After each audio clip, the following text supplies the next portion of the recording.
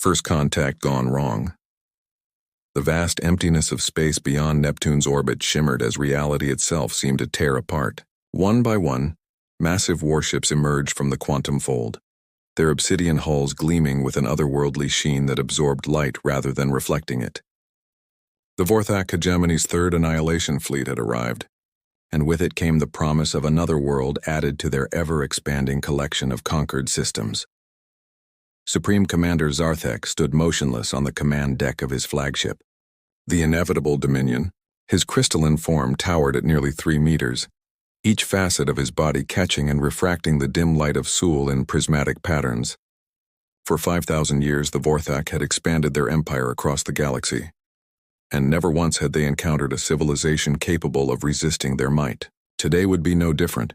"Analysis complete, Supreme Commander," announced Tactical Overseer Krex, his smaller, crystalline form pulsing with data streams. The third planet shows extensive electromagnetic signatures consistent with a Level 2 civilization. They have achieved basic spaceflight, primitive nuclear technology, and rudimentary quantum communications. Population approximately 9 billion biological entities. Zarthek's form hummed with satisfaction, a deep resonance that vibrated through the ship's superstructure. Another garden world ripe for harvesting. Their biological diversity will serve the hegemony well. Open a communication channel to their leadership. Let them know their new masters have arrived. The massive viewscreen flickered to life, displaying a surprisingly clear image of what appeared to be a command center. The beings visible were bipedal, covered in various shades of soft skin with patches of fur on their heads. They looked fragile, almost laughably so compared to the Vorthak's crystalline perfection. A middle-aged human stepped forward, wearing a simple gray suit that seemed almost insultingly casual for such a momentous occasion. "This is Marcus Rivera, Secretary General of the United Earth Council." "To whom do I have the pleasure of speaking?" The pleasant tone caught Zarthek off guard. Most species responded to first contact with either terror or aggression. This casual friendliness was unexpected. "I am Supreme Commander Zarthek of the Vorthak hegemony's third annihilation fleet. Your world now belongs to us.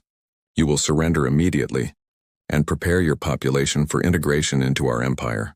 Resistance will result in the complete sterilization of your biosphere." Marcus Rivera did something unprecedented in Zarthek's 10 millennia of existence. He chuckled.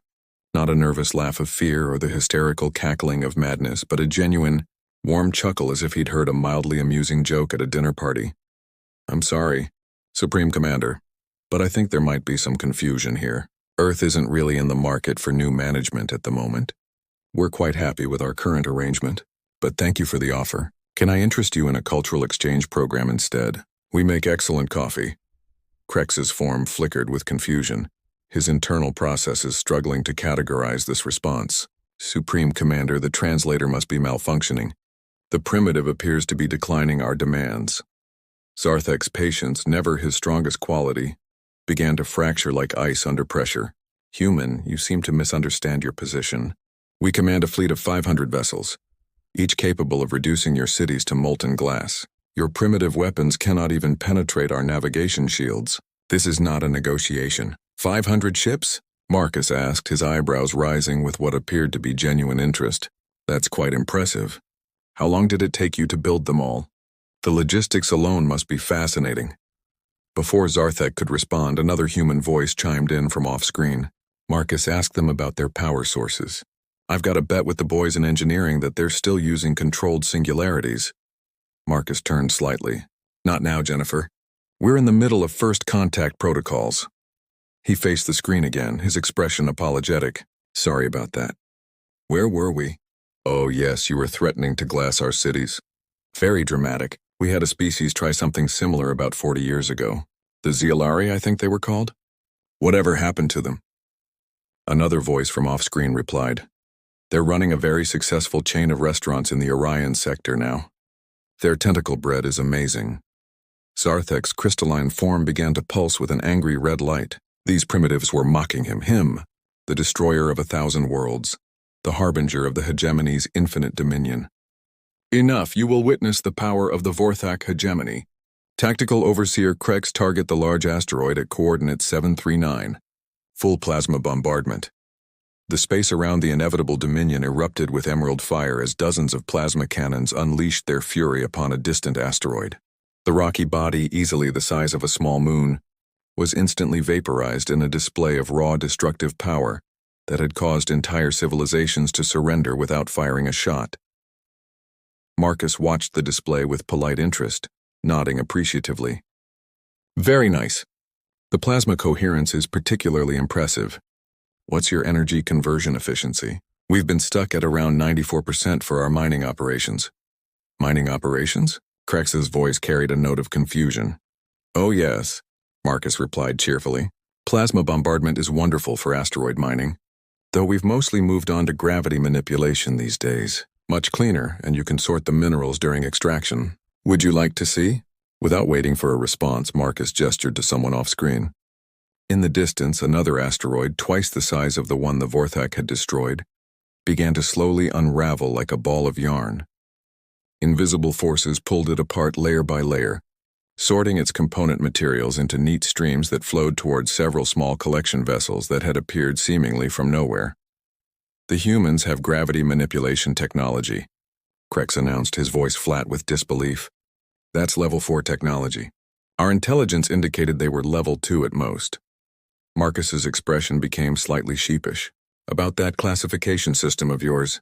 We've been meaning to update our file in the Galactic Registry, but the paperwork is just horrendous. You wouldn't believe the bureaucracy involved. We've been technically classified as level 2 for almost 2 centuries now because nobody wants to fill out the forms. Zarthek's mind reeled. Level 4 civilizations were rare, even in the hegemony's vast experience. But surely if these humans possessed such technology, they would have expanded beyond their single world. You claim advanced capabilities, yet you remain confined to one planet. This is clearly deception. Confined? Marcus laughed outright this time. Oh no, we're not confined. We just like Earth, it's home, you know. We've got colonies throughout the galaxy, of course, but we keep them low-key. Don't want to disturb the neighbors. Speaking of which, you haven't been bothering the Proxima Centauri dolphins, have you? They're under our protection. Proxima Centauri dolphins. Krex queried his databases. There is no record of sapient life in that system. Well, they're not sapient yet, Marcus explained patiently. Give them another few million years. But they show promise. We've been keeping an eye on them. Actually, we've been keeping an eye on a lot of species. It's kind of our thing.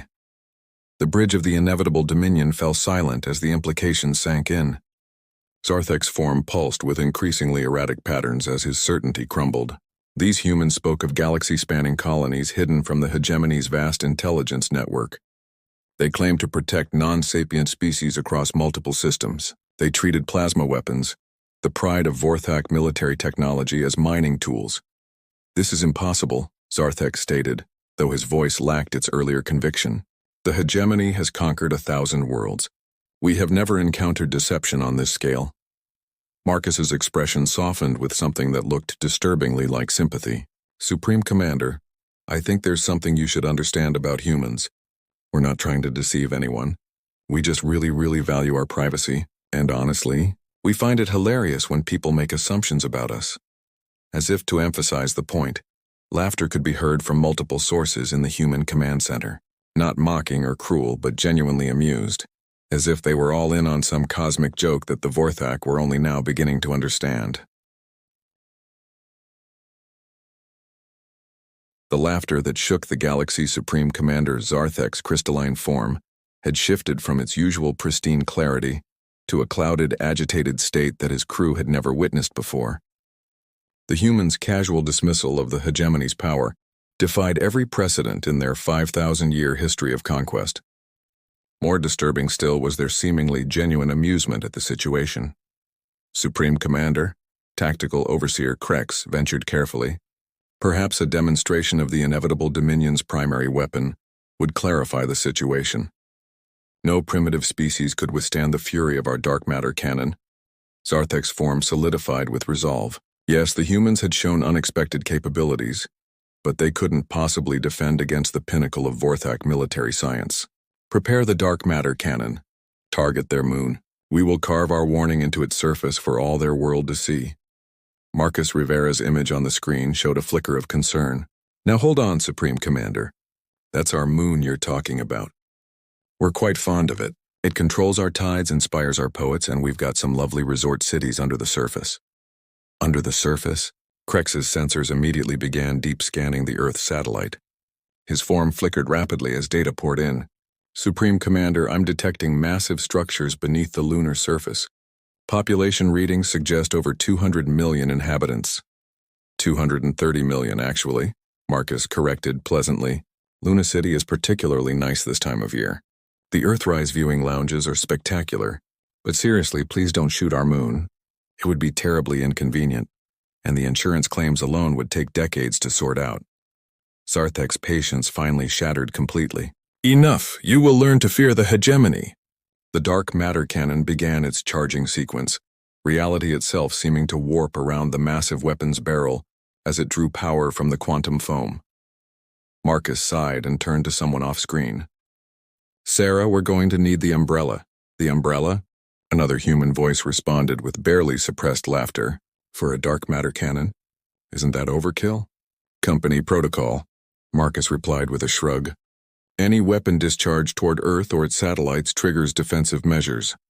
The space between Earth and the Vorthak fleet suddenly shimmered. What appeared from nowhere wasn't a shield in any conventional sense, but rather a vast network of interconnected nodes, each no larger than a baseball, spread across thousands of kilometers. They glowed with a soft blue light that seemed almost peaceful against the cosmic backdrop. The dark matter cannon fired, unleashing a beam of concentrated entropy that had been known to punch holes through planets. The beam hit the network of nodes and simply disappeared, not absorbed, not deflected, just gone as if it had never existed. Temporal displacement field, Jennifer's voice explained cheerfully from the human command center. Your shot is currently about 3 seconds in the future. Don't worry, we'll let it dissipate harmlessly in about an hour. Can't have dark matter beams floating around the solar system. It's a navigation hazard. Krex's form was now flickering so rapidly he appeared almost translucent. Temporal manipulation technology. That's level 6. The hegemony itself has only achieved level 5. Level 6? Marcus looked genuinely puzzled. According to whose scale? Oh, you mean the old Galactic Civilization Index? Nobody uses that anymore. It tops out at level 10, which doesn't even account for dimensional transcendence or consciousness uploading. We had to create our own scale. We're somewhere around level 18, give or take. The bridge of the inevitable dominion erupted in chaos. Officers who had served for millennia stood frozen in disbelief. The hegemony, which had considered itself the apex of galactic civilization, was being casually informed that they were using an outdated measurement system by a species that ranked 8 levels above the maximum they had conceived.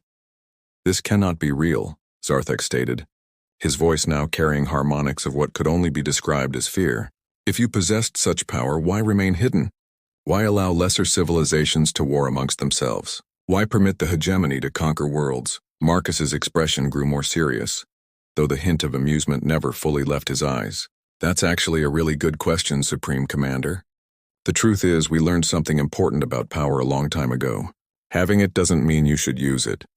We tried the whole Galactic Empire thing about 800 years ago. It was exhausting. All that administration. Dealing with trade disputes, settling colonial grievances. We decided we'd rather just explore, learn, and help where we could without all the paperwork. But the conquered worlds, Krex protested. The billions living under hegemony rule. Oh, them? Marcus waved a hand dismissively. They're doing fine. We check in on them regularly. Your rule is a bit harsh, but not cruel. Most species under your control have seen improvements in technology, medicine, and quality of life. We only intervene when someone tries to commit genocide or destroy habitable worlds.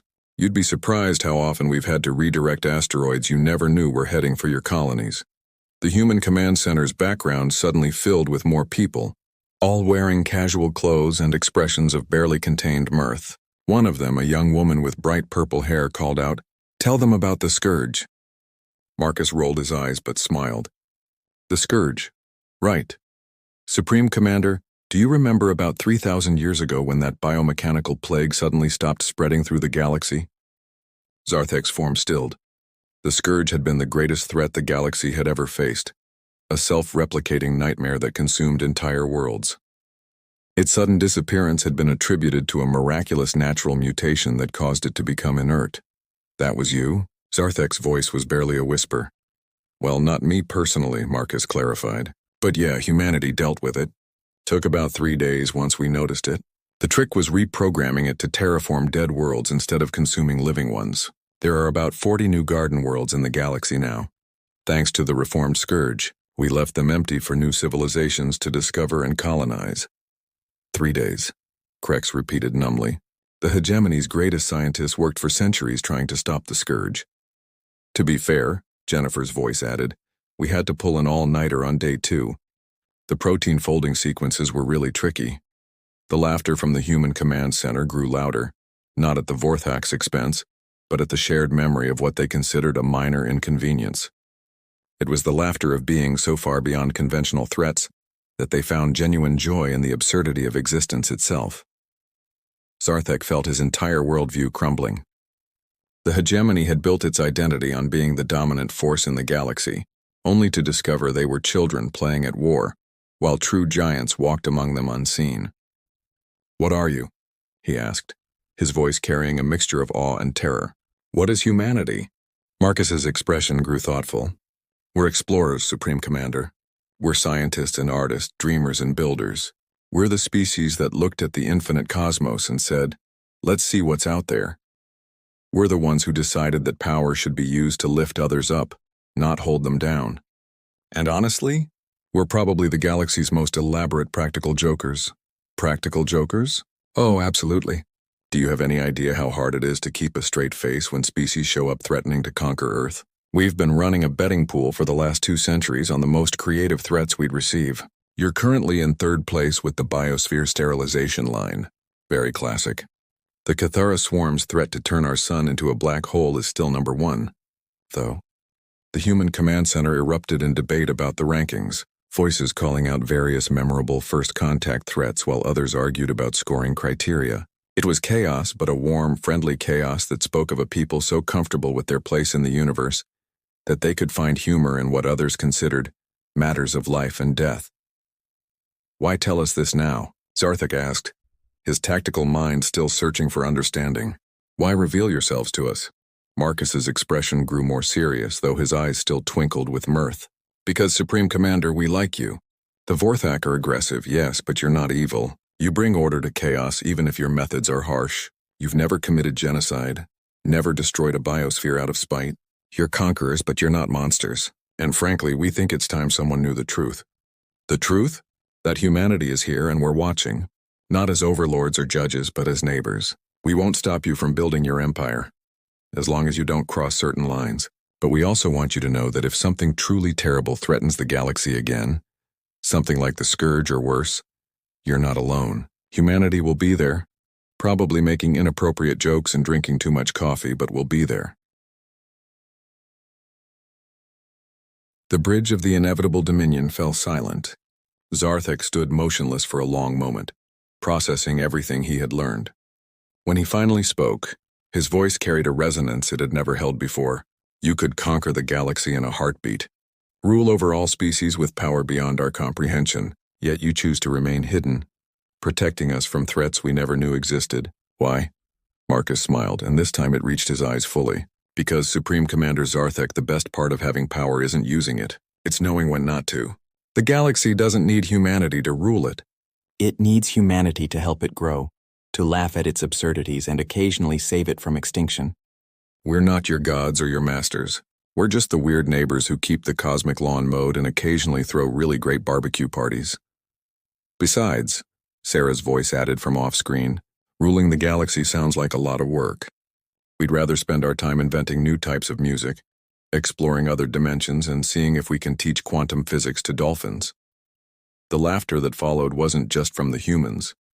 For the first time in his existence, Supreme Commander Zarthek felt his crystalline form resonate with something that his species had no word for, but humans called mirth. It started as a small vibration, then grew into a full harmonic tone that joined with the human laughter. The sound spread throughout the inevitable dominion, as crew members began to understand the cosmic joke they had been part of. It spread to the rest of the Third Annihilation Fleet. 500 vessels suddenly filled with the sound of crystalline laughter.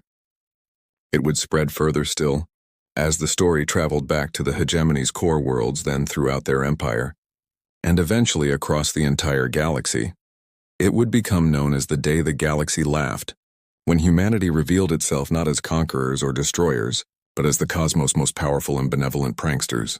The Vorthak hegemony would continue to exist, but with a new understanding of their place in the universe. They would still expand, still bring order to chaos, but now they did so knowing that somewhere among the stars, humans were watching, protecting, and most importantly, laughing at the beautiful absurdity of it all. And in the human command center on Earth, Marcus Rivera turned to his colleagues with a grin.